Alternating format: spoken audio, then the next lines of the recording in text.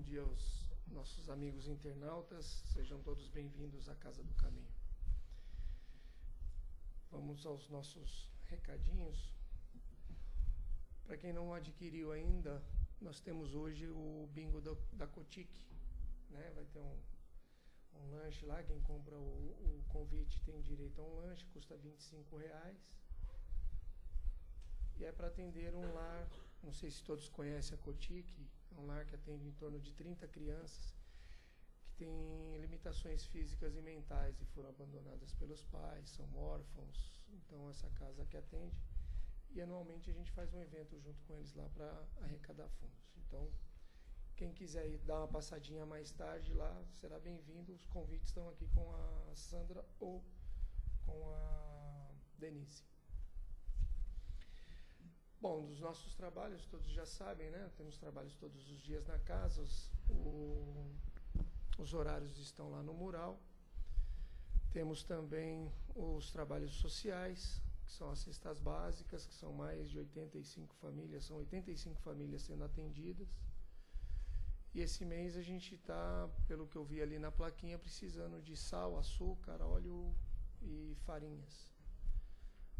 E tudo aquilo que puderem trazer sempre será bem-vindo. Tá? Um quilinho de cada um sempre ajuda aí a compor a cesta. Aos sábados nós temos a entrega de lanche para os moradores de rua aqui na região de Santana. Quem quiser participar pode comparecer. A entrega ela começa a partir das 16h30. Tá bom? Acho que são só esses os nossos recadinhos. Então vamos serenar os nossos corações, fechar os nossos olhos, que assim preferir, e vamos elevar os nossos pensamentos até Deus, nosso Pai, e nos envolver com essa luz de amor e bondade que vai nos envolvendo, vai nos acalmando, e como uma mão vai retirando de nós todo aquele peso das dificuldades, dos desafios que encontramos durante a semana. Dessa forma vamos ficando mais leves, tranquilos e serenos. Pai amado, agora que estamos mais tranquilos e serenos, te agradecemos por estarmos aqui mais uma vez reunidos e receber toda essa energia maravilhosa que vem através do seu amor, Pai. Te agradecer por tudo que passamos durante a semana e conseguimos chegar aqui mais uma vez para repor todas as energias necessárias para enfrentar a semana que vem pela frente. E assim, Pai, sempre com os pensamentos elevados, te agradecendo por tudo que estamos passando. A palavra é uma só, Pai, gratidão, porque temos a Ti para nos fortalecer e nos amparar nos momentos difíceis. E assim, Pai, felizes, agradecidos pela oportunidade, vamos envolver o nosso irmão Sérgio, que vai fazer a palestra para nós sobre depressão. Que o Senhor nos envolva, nos abençoe hoje e sempre, e que o nosso amigo seja muito feliz na palestra. Graças a Deus.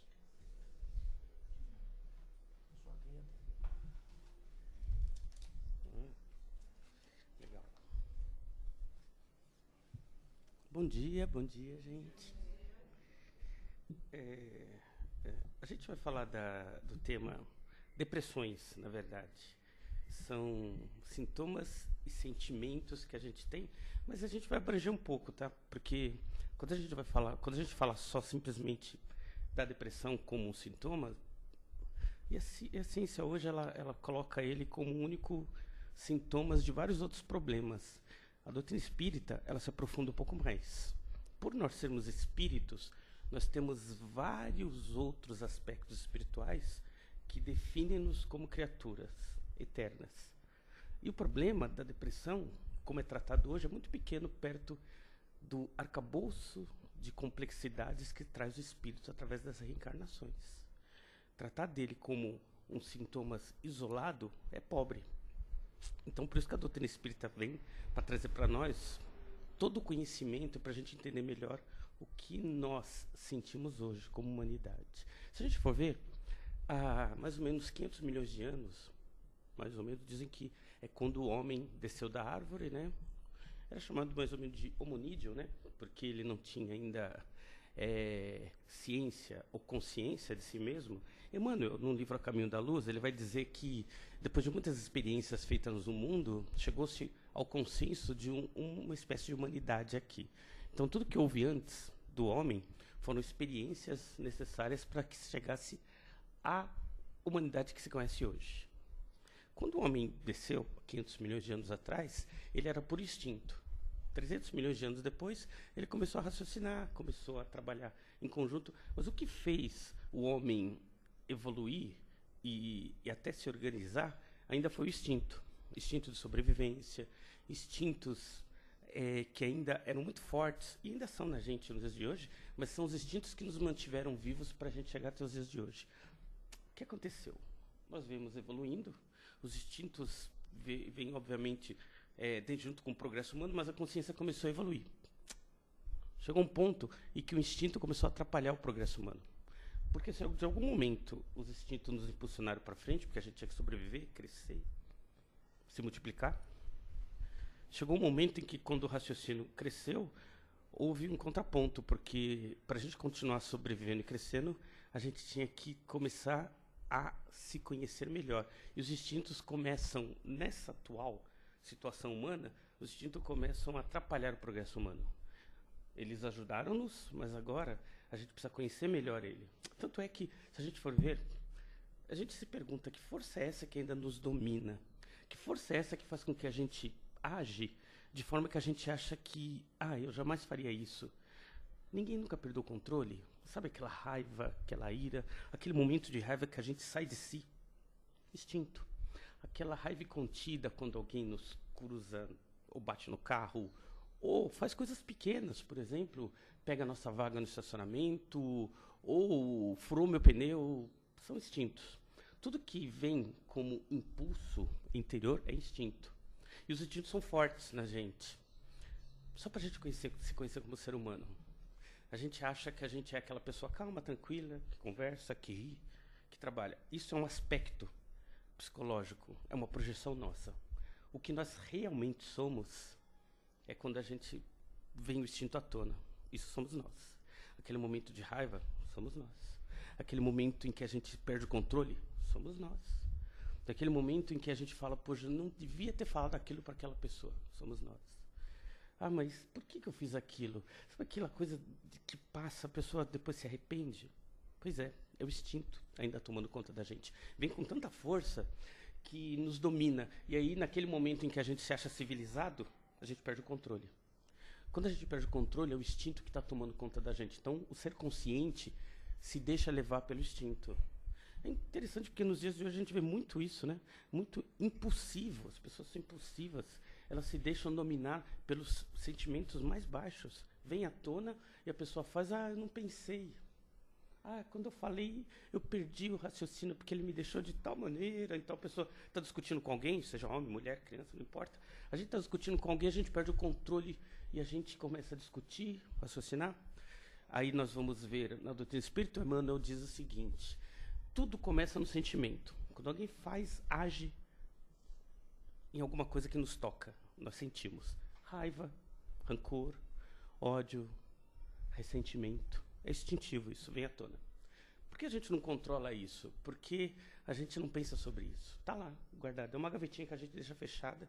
E quando vem algum estímulo externo, essa gaveta abre. Quando vem à tona. E por que vem à tona com tanta força? Porque a gente não se observa. A gente não se controla. Então aquilo fica guardado até o momento que vem e toma conta da gente. E a gente para de raciocinar. Vem então como sentimento. Seja no trabalho, quando o chefe fala algo que eu não gostei, ou alguém fala algo que me transtornou, ou, por que você deixou a toalha molhada na cama? Por que gera tanto transtorno? Por que fulano repete o comportamento de tal forma que nos deixa irritados, irritadas, essa irritação, instinto, está ali, guardado, vem à tona. E a gente se descontrola muitas vezes. E esse aí vira pensamento. Então, começa no sentimento, vai para o pensamento. A gente começa a pensar a respeito disso. Se é alguma coisa que a gente não tem controle, a gente vibra. Se alguém nos fechou na rua, a gente vem sentimento, gera pensamento, a gente vibra. E o pensamento vai. Existe um livro interessante do Leadbeater, ele falando sobre formas de pensamento. O Kardec falou sobre formas de pensamentos, mas o Leadbeater, que não é espírita, ele se aprofundou mais, porque ele fez treinamentos junto com os hindus lá, com os tal dos mestres deles lá, mas ele começou a ver, os videntes conseguem ver, que os pensamentos têm forma, têm cor. Quando a gente está discutindo com alguém, os pensamentos têm forma de lança e vão na direção da pessoa. É por isso que é comum, quando a pessoa está discutindo, perde o controle, ela no outro dia, se não fica doente, ela fica gripada, porque atinge o nosso sistema imunológico. A gente se descontrola, o sistema imunológico fica fraco, porque um está atacando o outro. Quando a pessoa está gritando uma com a outra, existe não só uma discussão verbal, existe um ataque energético de um para o outro. E as pessoas estão se atacando. Quando a pessoa está no trânsito e por acaso fica com raiva e pensa no motoqueiro, no carro, você está atacando fisicamente a pessoa assim. Forma pensamento. Chegou na pessoa. De alguma forma ela vai sentir isso em algum lugar lá. Por quê? Porque os pensamentos têm sentido, têm cor, né, e vão na direção da pessoa. Por isso que é comum, por exemplo, formas de pensamento são coisas tão fortes que é muito comum. E a Joana de Angeles, ela comenta isso quando uma pessoa querida nossa tem algum problema, sofre um trauma ou desencarna. A forma de pensamento dela vem até nós e a gente captura. E é por isso que, por exemplo, você pode estar em outra cidade, em outro local, ou acontecer alguma coisa com alguém muito querido seu, você sente. Forma de pensamento. Chega em você. Né? Então, chega de uma forma. Então, se chega na forma de amor, também chega na forma de rancor. As pessoas se atacam, se agridem, aquilo vira rancor. Então, os sentimentos vão para o pensamento, que geram formas de pensamentos, que vão na direção de que a gente está atacando. Esses sentimentos que viraram pensamento, em algum momento, vão se verbalizar. Se eu estou em algum momento numa situação e a pessoa faz alguma coisa que me irritou, sentimento. Eu pensei na irritação, pensamento. Vou falar com a pessoa. Começou uma discussão verbal. Então, e muitas vezes, aí Emmanuel comenta, chega no físico, né? As pessoas se agridem fisicamente. Então, tudo isso está no instinto. Ele vem de baixo para cima, chega no instinto e vai para o verbal. Por isso que, se a gente for ver as lições do Cristo, e a própria doutrina espírita nos ensina a, primeiro, controlar o físico, não ir para as vias de fatos. Depois, são pessoas muito agressivas, que tudo querem resolver no braço. São pessoas que, a gente vê muito isso no trânsito, né, na vida comum. São pessoas que não se controlam e tudo querem resolver na briga, né? E aí são aquelas pessoas que o instinto ainda está muito aflorado. E a gente começa a ver a doutrina espírita falar para a gente buscar o caminho de mais calma, né? Por isso que orai e vigiai. Lá no Sermão do Monte, Jesus nos fala, né?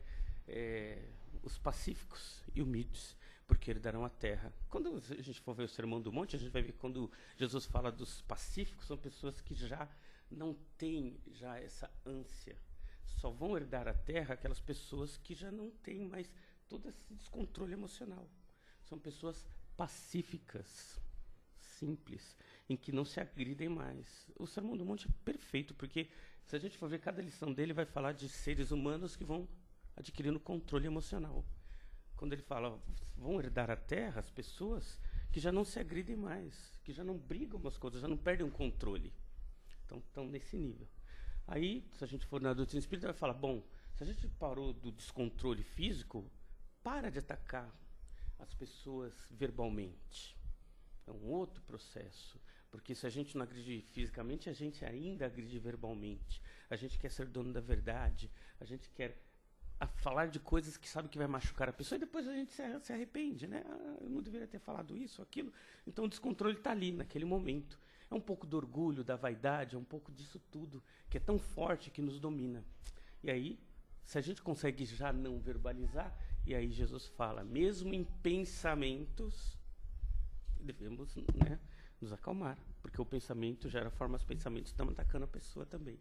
Então, outro processo, quando chegarmos no nível em que a gente controla até o que pensa, é um caminho árduo, mas a gente tem que começar a buscar isso.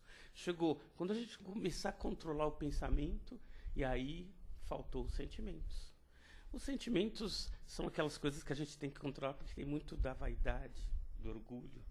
Porque é a vaidade e o orgulho que vão gerar raiva, porque já pensou, ele não deveria ter falado aquilo comigo. Orgulho, né? Já imaginou? Ou ficou rancoroso, não imaginava isso de tal pessoa. É sentimento de rancor, de ira, de ódio. Esse sentimento vem à tona porque estão lá com a gente. Esse sentimento só vem porque existem na gente. E é interessante porque a gente está cansado de ver no livro dos Espíritos, no Evangelho do Espiritismo, que o mundo é como se fosse um teste de provação, por isso que a expiação em prova, das nossas condições como espíritos. E a gente sabe disso, lê isso, todas as lições. No entanto, quando a gente vem para o mundo, o que vai acontecer? É óbvio que vão vir pessoas para nos tirar aquelas condições que estão escondidas em nós. O mundo é assim. Então, se eu sou uma pessoa muito apegada a dinheiro, vão vir uma pessoa que provavelmente vai me fazer perder dinheiro. É natural. Por que vai acontecer isso? Porque é o meu apego que está sendo em jogo. A pessoa, mas ele fez isso, então a gente se prende ao sentimento da pessoa. E a gente não se observa. Quando a gente passa por situações complicadas, normalmente a gente procura culpados para essa situação e a gente não se observa. Ali é o momento da gente se observar. Se observar, ver por que a gente perdeu tanto controle com aquela situação. Mas ele, e a gente quer perseguir, muitas vezes a gente quer vingar. A gente às vezes vira espírita ou vira qualquer religião e fala, eu perdoei, mas Deus, ele vai ver. Então a gente ainda está com o sentimento de vingança lá no meio, e a gente não se observa, deixa de aprender. Por isso que, se vocês forem ver, tem muitos filmes interessantes que passam, que quando a vida começa a se repetir várias vezes, tem um livro famoso em que a pessoa vai, faz alguma coisa e depois volta naquele ponto de partida, volta no ponto de partida. Tem muitos filmes em que a pessoa começa a repetir um dia, são muitos. Na verdade, esse filme ele fala da nossa vida. Nossa vida é assim, não é igual ao filme, mas muitas coisas na nossa vida se repetem constantemente e a gente não percebe. Por quê? Porque a gente não muda, condições básicas precisam ser mudadas, então ela vai se repetir. Se a gente tem propensão a se irritar, é óbvio que vão aparecer sempre condições para nos irritar. É natural que isso aconteça. Por quê? Porque a gente precisa descobrir e olhar em nós que a gente está se irritando. E não que alguém está gerando irritação em mim. Isso é o que vai acontecer normalmente. Então, se eu sou uma pessoa muito impaciente, é óbvio que eu vou ser colocado em condições que vão me gerar impaciência. E o que vai acontecer? Eu vou reclamar da fila do mercado, da fila do ônibus, de ficar parado em algum lugar, mas eu jamais passo a observar a minha impaciência. Eu sou impaciente. Eu vou ser sempre colocado em condições de impaciência para que eu observe isso em mim. Se eu sou uma pessoa que me irrito com facilidade, é óbvio que vão aparecer situações e coisas que vão me tirar do sério.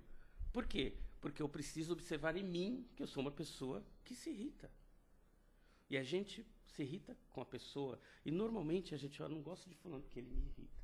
Eu não gosto de ciclano porque ele me tira do sério. Olha, fulana ali, nem chego perto dela porque quando eu estou perto sempre... E a gente começa a exteriorizar. É sempre a culpa do outro. O mundo, obviamente, todos nós estamos aqui para aprender. E, obviamente, o mundo é cheio de pessoas em aprendizado. Todos nós estamos aqui em aprendizado, estamos aprendendo uns com os outros. E é óbvio que vão ter pessoas, no geral, que vão despertar em nós essas condições dormentes. É a chance que a gente tem de descobrir em nós que a gente tem isso. Porque senão, a gente não estaria nesse mundo. A gente estaria num mundo em que não teria mais pessoas para nos irritar, nos tirar do sério. Simples assim. A gente não está nesse planeta aqui à toa. Passando por condições à toa. A tendência da gente é reclamar das condições e das situações que acontecem conosco, mas o mundo é espelho do que nós somos. Só isso. Existe eu gosto muito dele, Carl Gustav Jung, e ele fala uma coisa interessante. Ele diz que quando nós precisamos passar por iluminação, e ele falava isso de iluminação, ele falou que existem processos que empurram o ser humano por determinadas situações na vida dele para ele encontrar iluminação, né? E esses processos aí são processos que parecem coincidências, ele chama, mas não existem coincidências, mas a gente passa por processos na nossa vida para a gente descobrir em nós mesmos o que precisa ser mudado para a gente se iluminar. E, na verdade, Jung está totalmente certo. Nossa vida, no emprego, no trabalho, nas coisas mais simples do dia a dia, é o processo de iluminação nosso. A gente fica pensando que se iluminar, eu vou fazer um trabalho altruísta, eu vou levar sopa, eu vou virar um grande médium, psicografar 10 mil livros, Esquece tudo isso. O nosso trabalho de iluminação é na nossa família, é com o nosso filho, é com o nosso marido, é com o nosso trabalho. São as coisas triviais e que está o nosso processo de iluminação. Tem gente que viaja. Eu vi recentemente uma palestra, não foi uma palestra, uma entrevista, inclusive, na TV, de uma artista, ela cantora, ela falou, eu fui até para a Índia para descobrir onde estava, né? As pessoas foram lá para descobrir qual o caminho espiritual dela. Viajou lá para a Índia para procurar, e lá ela escutou o seguinte: olha, o teu caminho está lá na sua casa, com sua família. Ali está o seu processo de iluminação. E a pessoa voltou, é interessante, porque ela na entrevista fala, eu não entendi, eu fui até lá, ele falou que eu não precisava ter saído daqui, não. E ela não entendeu. Ela não entendeu o óbvio. É aqui, agora. É com as pessoas que estão à nossa volta. O processo de iluminação é o processo mais simples que existe. São com as pessoas que estão conosco. Esse é o processo de iluminação. A gente não precisa fazer algo grandioso. Óbvio que se tem chance, a gente pode fazer um pouco mais, óbvio. Mas o processo de se iluminar é o mais simples possível. É conviver com as pessoas, é respeitar as pessoas, é se observar. É começar a encontrar em nós essas condições que nos aprisionam. Esse é o processo que vai nos transformar dia a dia. Não é ficar buscando, eu vou encontrar o livro que vai me dar resposta para tudo. Vou fazer um curso de um fim de semana. É comum a gente ver isso, né? A curso de uma semana que você vai te tirar da situação. Vou fazer uma corrente. Essa corrente vai resolver sua vida em 3 dias, 4. E a gente vive procurando isso, né? Uma fórmula mágica para resolver os problemas da nossa vida. E a nossa vida é mais complexa do que só esses processos. Os processos complicados que acontecem na nossa vida hoje são complicações para despertar em nós as condições que a gente não consegue tirar para fora por conta de nós mesmos. Por isso que algumas coisas se complicam na nossa vida. Para a gente ter tempo, muitas vezes, de se observar e olhar que alguma coisa ali precisa ser mudada. É interessante porque, se a gente for ver de forma geral, evoluir, crescer, desenvolver, são processos que levam tempo, mas que ninguém precisa fazer curso para isso. Isso vai acontecer naturalmente na nossa vida.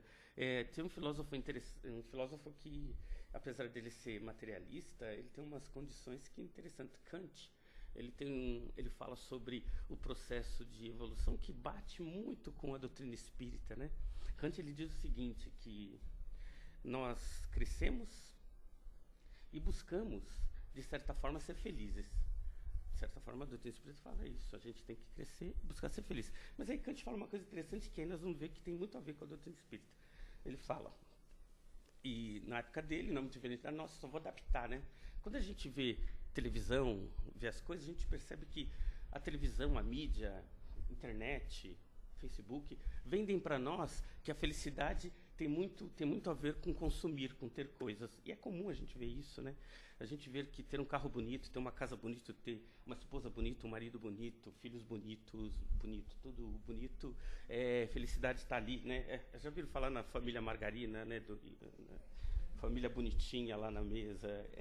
E a gente agrega isso, é inconsciente, a gente compra isso. A gente compra que a felicidade é que está tudo bonitinho. Casa bonita, carro bonito, tudo bonito. E a gente compra. E isso entra na nossa vida tão forte que a gente começa a fazer exatamente isso.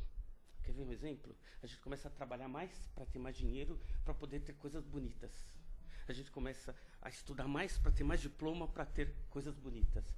A gente quer se desenvolver mais, então a gente vai para a academia, se malha para ter corpo bonito. E a gente quer ter coisas bonitas. E aí o Kant ele diz, então, que a humanidade busca o consumo material porque vende para nós inconscientemente. A gente compra isso, de que a felicidade é ter e ser.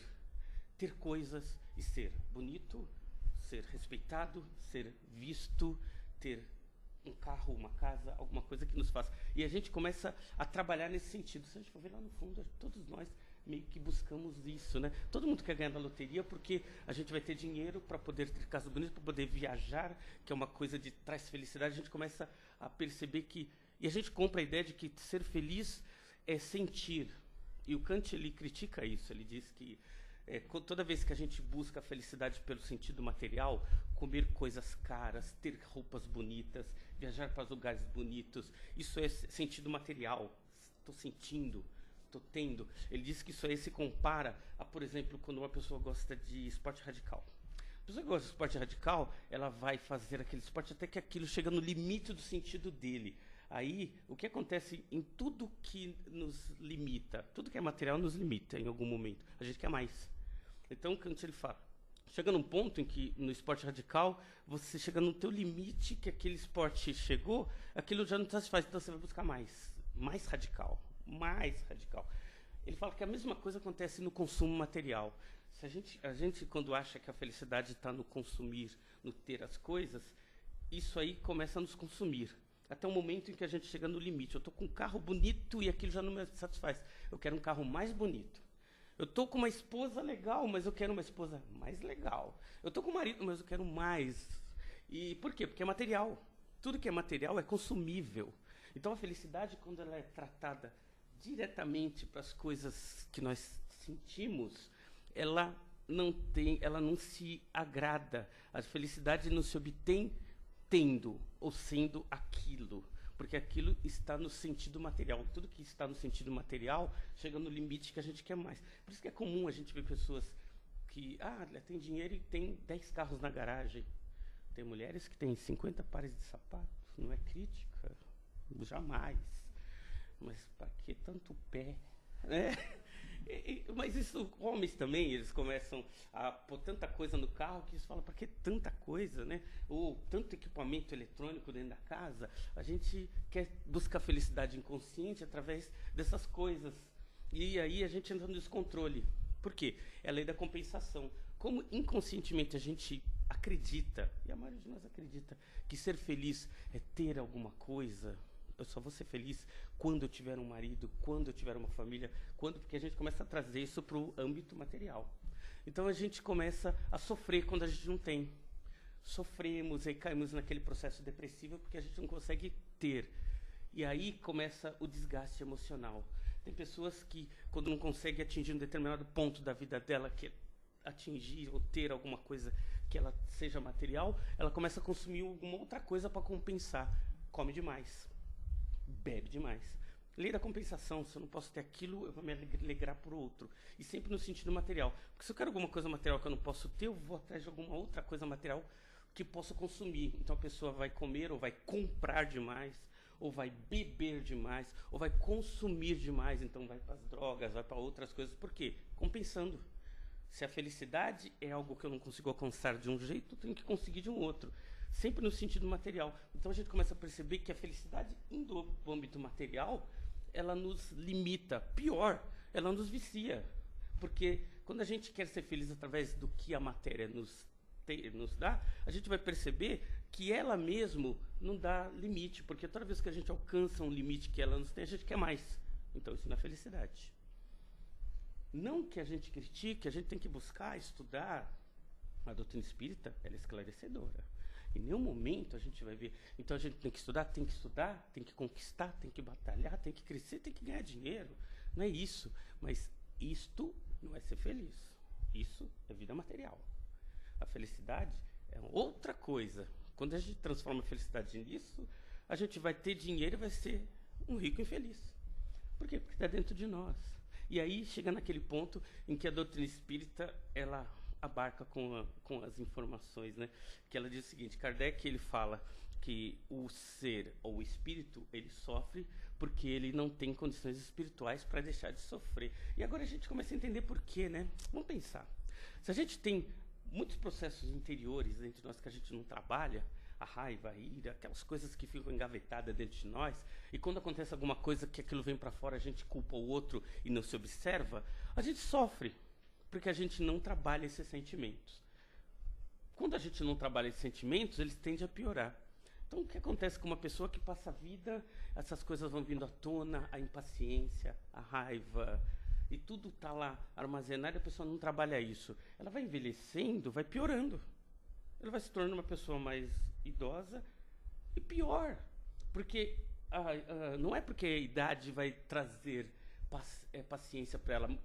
Pelo contrário, se ela não tratar da paciência, ela vai ser uma pessoa cada vez mais impaciente, vai ser uma pessoa cada vez mais agressiva, vai ser uma pessoa cada vez mais intolerante. Por quê? Porque ela vai sempre ocupar o mundo das condições que estão dentro dela que ela não trabalhou. E toda vez que alguma coisa vier, por exemplo, tirou a paciência dela, aquilo vier à tona, a culpa não é dela, é de quem tirou a paciência. Então a gente começa a perceber que quanto mais, quando a gente começar a trabalhar essas coisas dentro de nós, a gente começa a ser mais feliz. Por quê? Porque a gente deixa de se irritar quando a gente controla essa irritação. A gente deixa de ser impaciente quando a gente controla essa paciência, quando começa a se observar a raiva, a ira, o falar, o pensar demais, o sair do controle. São coisas que a gente tem condição de começar a pensar e controlar. Quando a gente começa a controlar essas coisas, a gente começa a ser uma pessoa mais equilibrada.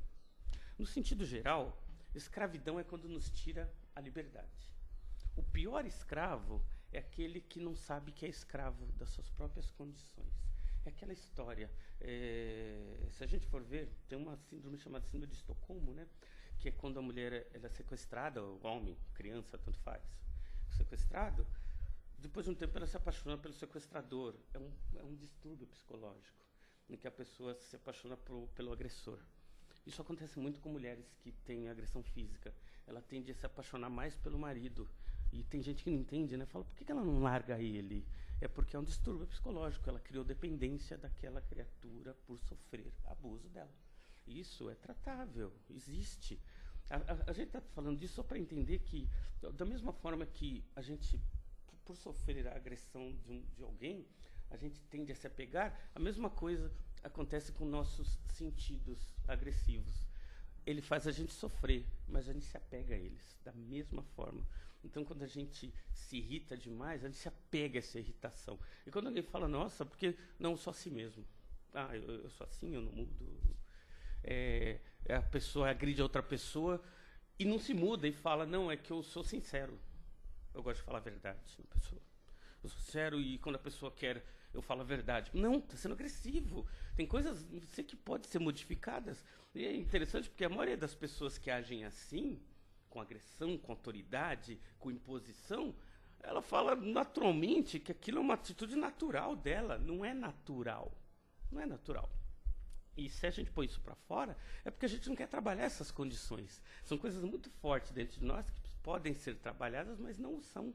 Porque a gente passa a vida e aí a gente vira, muitas vezes, virou espírita. Então, tem coisas que a gente fala, vou deixar para outra encarnação, né? Porque essas coisas estão dando muito trabalho trabalhar isso agora. Piora.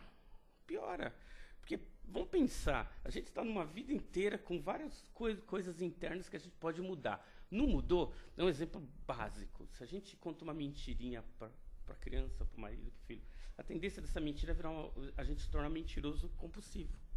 Tudo que a gente faz de vez em quando, por mais que seja temporal, em algum momento da nossa vida se torna comum na nossa vida. Se a gente se irrita um pouquinho porque alguém fez alguma coisa, a gente não cuidar dessa irritação, ela se torna uma explosão de raiva em algum momento da nossa vida, porque não cuidou. Tudo que acontece na nossa vida, por pequeno que seja, um deslize que seja, se a gente não toma conta dele, aquilo toma conta da gente.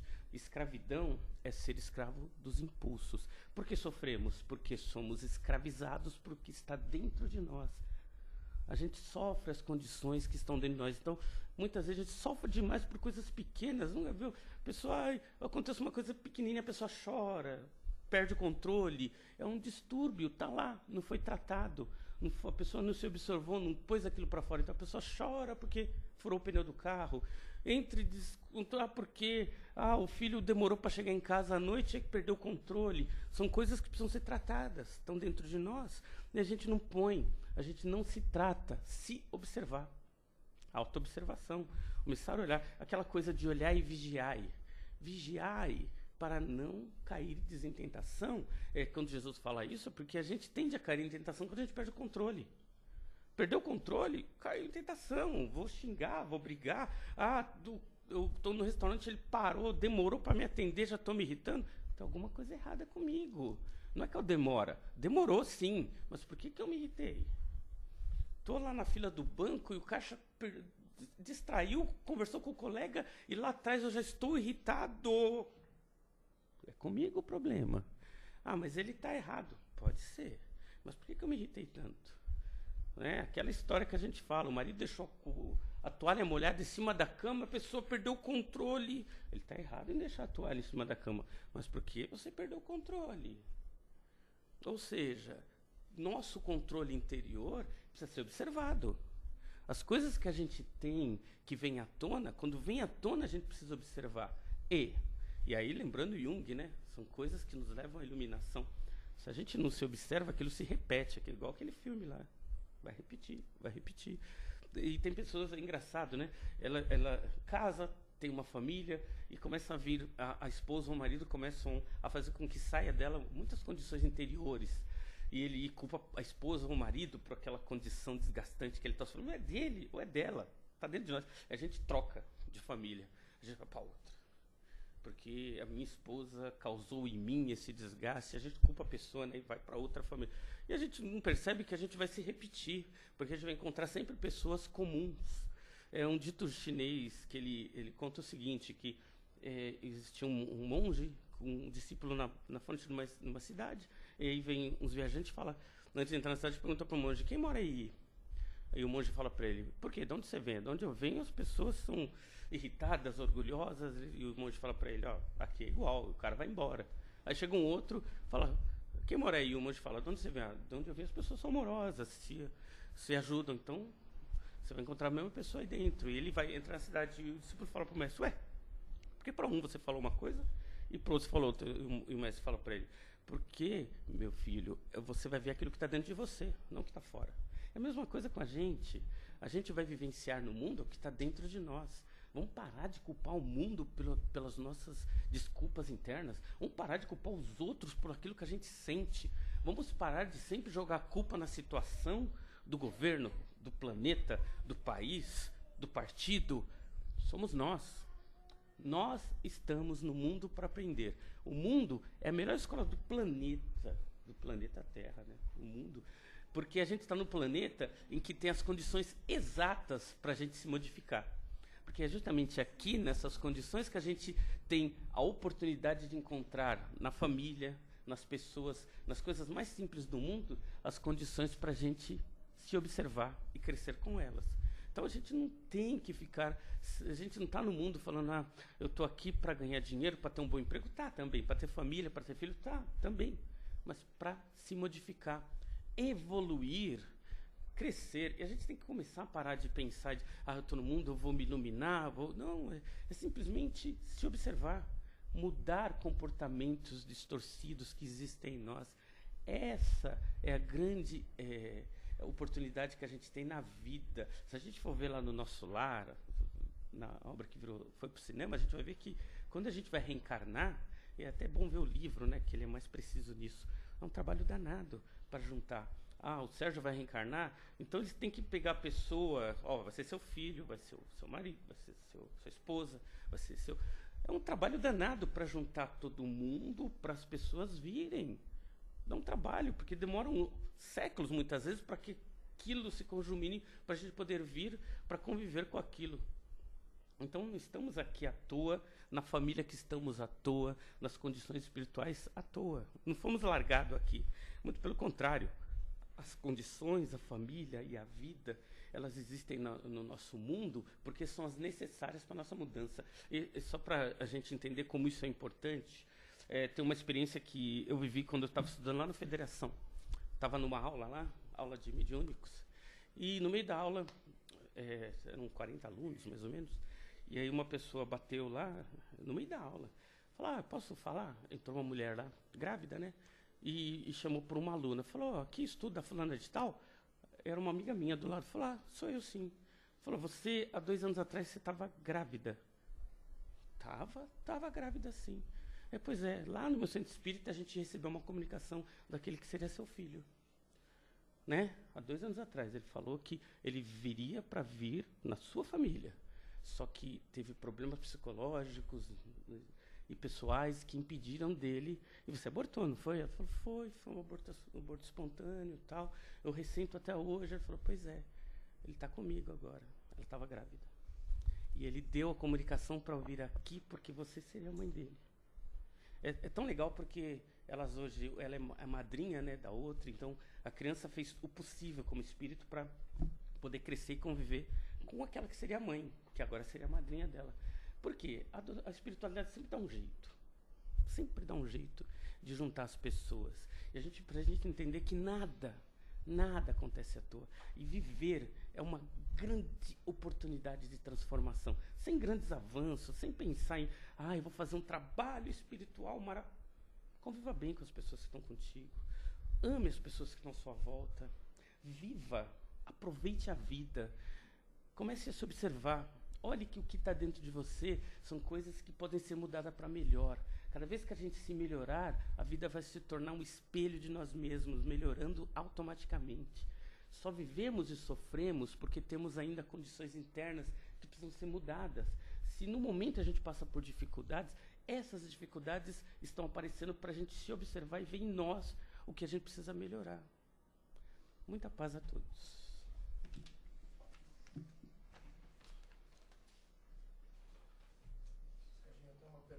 Lourenço, tá. Fugindo do assunto, do tema que dá origem à depressão, origem espiritual e sentimento de culpa. Você acredita que no mundo globalizado, querendo ou não, recebemos muitas informações e não sabemos lidar com elas? Isso não leva a um isolamento, contrariando o que é mais importante, o convívio com as pessoas? Bom, Lourenço, concordo com você e vou um pouco além. Eu tenho um irmão meu que ele gosta daquele jornal Polícia 24 Horas, da Atena, esses jornais. É lógico que ele está em contato com o mundo, assim como eu estou em contato com o mundo, vendo programas. Mas o que ele vai ver do mundo vai trazer para ele muito mais aflição do que o que eu vejo do mundo. A gente não tem que perder contato com as coisas que o mundo traz, mas a gente tem que filtrar aquilo que a gente busca.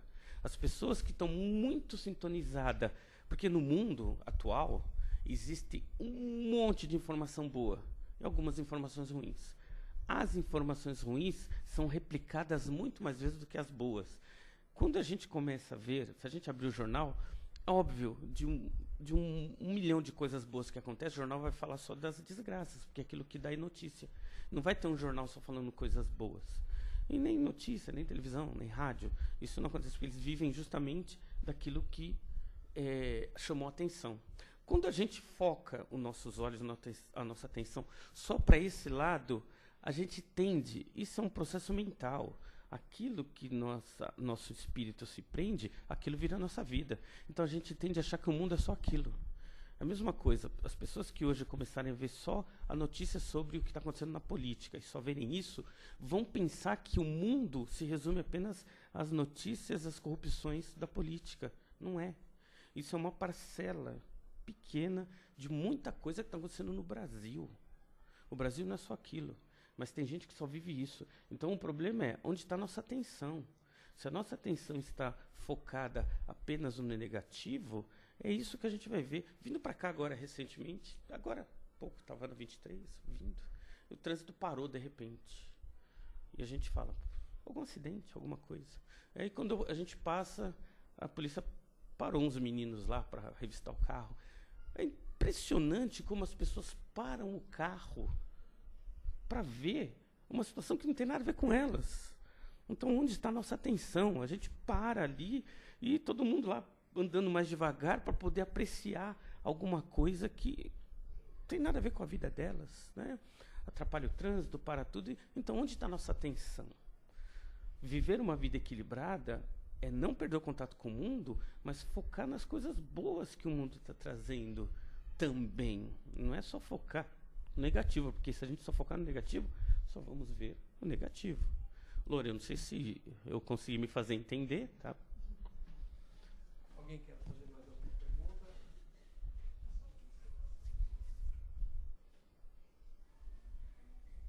Bom dia, Serginho. Bom dia. O filme que você se referiu é Feitiço do Tempo. Isso, É Feitiço do Tempo. bem interessante porque ele revive as mesmas coisas todos os dias.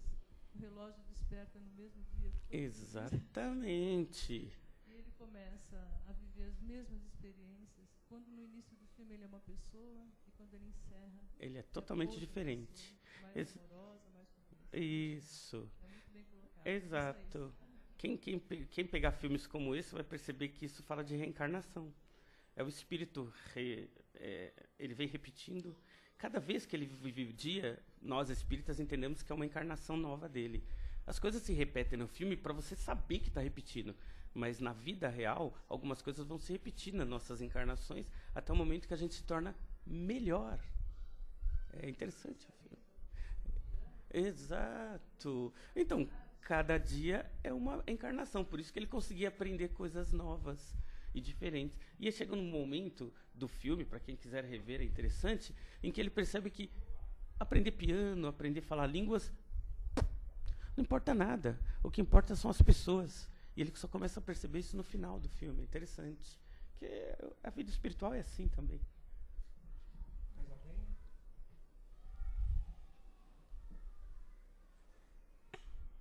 Bom dia a todos. Bom dia. Bom dia. Mas uma observação. Quem está em processo depressivo não consegue se observar. A pessoa tem que ser muito forte para conseguir entender que ele está se afundando. Certo? Teve uma palestra aqui que falou, né, sobre o sofrimento da alma, né? Uhum. Sim, mas acaba caindo para depressão também. E daí como a pessoa vai conseguir sair disso se observando? Se ela não consegue se observar, como ela vai sair? Então, boa pergunta. Na verdade, é assim. Falando especificamente agora da depressão. Tem pessoas que passar por períodos de tristeza é normal. Perder um ente querido, perder o emprego, perder a esposa, o marido, geram momentos de tristeza. Perder alguém muito querido, existe um tempo, né? Clinicamente existe um tempo de recuperação em que a gente tem a depressão e depois a gente volta, porque o cérebro para de gerar os mecanismos que nos dão alegria, porque é um momento de tristeza. No mundo atual, isso é sério, hein, gente? No mundo atual, as pessoas não querem ficar tristes. Então, o que acontece muito no Brasil e nos Estados Unidos, quando a pessoa entra em processos de tristeza como essa, eles tampam com remédio, o que é ruim, porque o remédio inibe a criação de neurotransmissores do cérebro em algum momento, e a pessoa se torna dependente dos remédios depois de um tempo. E, na verdade, e é Emmanuel que fala, os momentos de tristeza têm que ser vivenciados, porque a gente aprende com eles. Viver aquele momento da separação, da tristeza, do luto, é importante para todos nós, porque a gente está em processo de transformação. Agora, da depressão. Quando a tristeza passa de um determinado ponto, é preocupante. A pessoa ficou triste depois de 6 meses, 7 meses, 1 ano, alguma coisa está errada. Autoobservação é porque a pessoa, quando está muito triste, é nítido que ela está depressiva e muitas pessoas precisam de ajuda médica para poder sair disso e de remédios para poder produzir depois esses mecanismos cerebrais para poder sair dessa situação, porque sozinha é complicado. Falando especificamente da depressão profunda, não tem jeito, ela precisa de ajuda médica. Quando a gente fala de depressão, é de uma coisa muito simples. Isso saiu no Globo Repórter há alguns anos atrás, eu achei engraçado até. Eles estavam falando sobre depressão e estavam entrevistando uma senhora. E aí a senhora estava comentando, estava no hospital, né, sendo tratada, e falou: olha, filho, eu vim aqui para tratar disso e daquilo, e o médico falou que eu estava em depressão. Autoobservação. Ela tinha uma leve depressão. ela falou, sempre senti essa coisa no coração, essa tristeza, essa angústia, mas eu achava que era normal. Quantas pessoas vivem processos depressivos e nem sabem disso? Sabe essa tristeza, essa amargura que nunca sai do coração? Depressão. E ela falou que por 40 anos ela viveu isso e para ela era normal. Ela achava que todo mundo tinha essa tristeza no coração. Não é. É uma tristeza que se alonga por muito tempo, tem que ser observada. Por que ela nunca observou? Porque ela nunca foi profunda, mas sempre foi triste. Então, a pessoa que tinha uma tristeza comum durante a vida inteira dela, aí é autoobservação. Essa observação que a gente fala, tem gente que passa por um processo de tristeza e não percebe, não se observa.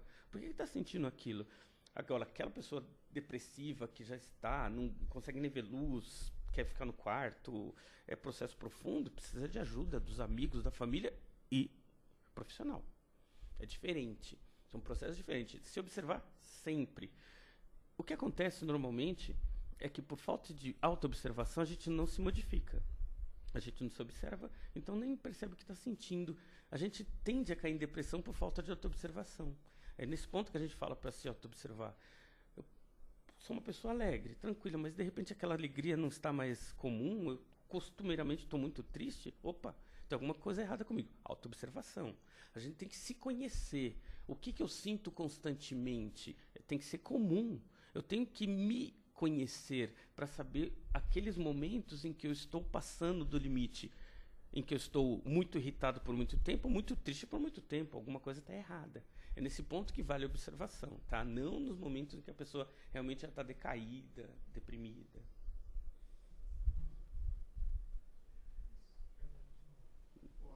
Acabou, né?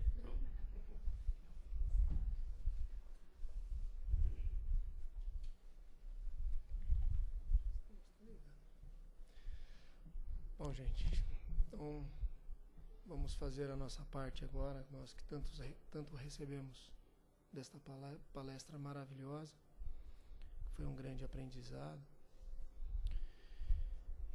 Então vamos esquecer todas as tristezas e vamos encher os nossos corações com muitas alegrias, felicidade, e vamos nos unindo de mão a mão e junto com o nosso Mestre Jesus. Vamos levar as nossas vibrações de paz, de amor e de alegria para todos aqueles irmãozinhos que estão nas ruas, morando em barracas, marquises, num papelão, por todas as criancinhas abandonadas nos orfanatos, os velhinhos desamparados, por todos aqueles irmãos que estão num leito de dor, por todos aqueles que estão sofrendo, seja da doença material ou da doença espiritual.